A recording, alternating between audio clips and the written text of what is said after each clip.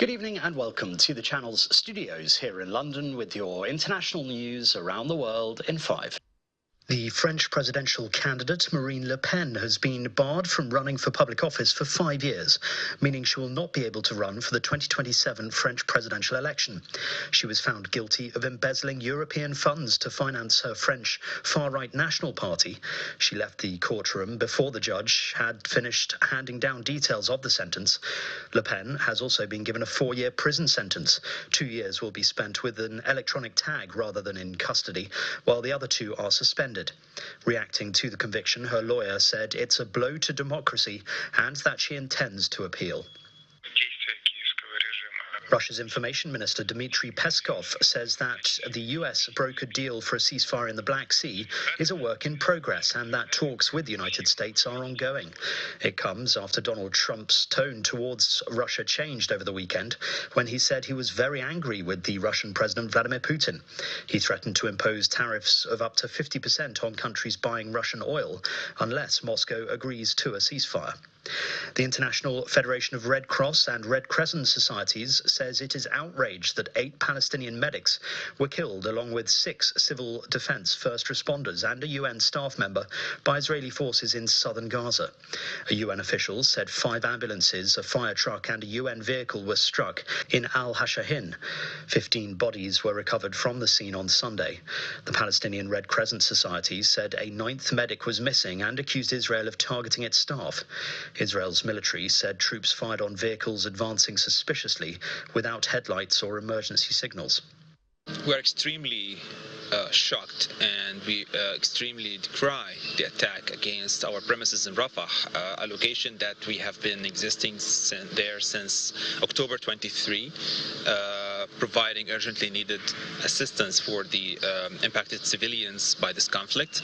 And this premises, as the same as all the ICRC premises in Gaza Strip, is notified, well known for all parties, and there's an ICRC flag on the rooftop of our building.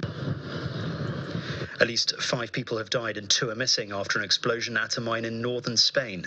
The blast happened at the Corredo mine in Degana, Asturias, some 450 kilometers northwest of Madrid. Local emergency services said they had been called about a problem with a machine at the mine.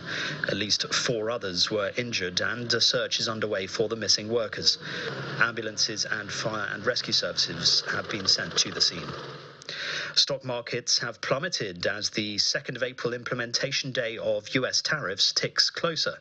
Benchmark stocks in Asia were rattled at the lack of progress in halting US President Donald Trump's taxes, which are due to come into force on US imports from Wednesday.